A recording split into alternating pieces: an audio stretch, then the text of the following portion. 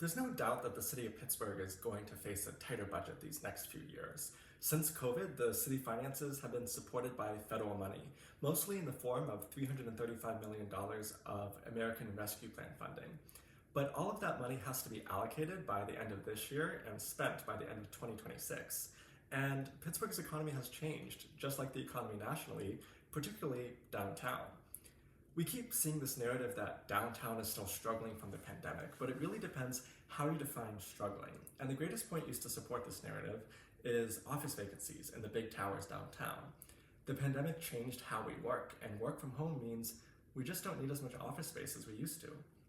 So because of that, building owners of the massive buildings downtown have been appealing their property values to reduce their property taxes, arguing that their building just isn't bringing in as much revenue as it was before.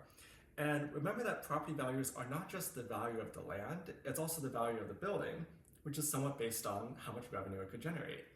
And so we hear city leaders talk about cuts to city services and programming because of these dropping assessment values downtown. For example, slashing our street repair budget by 75%. Yet the solution to address this tight budget that's going to a vote on Tuesday is locking in 10 years of tax breaks for those very same developers on top of their lower reassessed value. So not only would the city lose out because of the property assessment appeals reducing how much they currently pay in tax, it would also lose out on any taxes from new development downtown. And I think that's key because proponents of these tax breaks often say that a tax break is only on new revenue in this case, so it's budget neutral. But that doesn't necessarily solve any of our budget problems either, because developers get to lock in their recently reduced property taxes for 10 years, potentially even 20 years, depending on legislation in Harrisburg.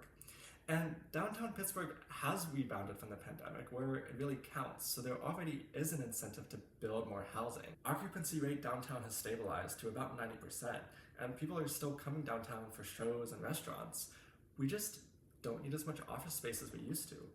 But if we want to fill that space, which shouldn't necessarily be city government's top priority, the solution isn't necessarily tax cuts for building owners and real estate interests, essentially a tax giveaway to the wealthy people who fund the campaigns of city council people and elected officials.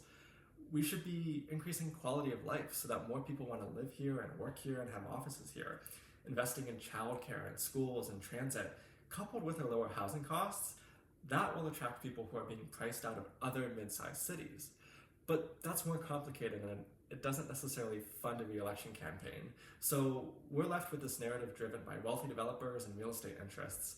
And I think that's really important to consider as City Council votes on this tax break proposal on Tuesday.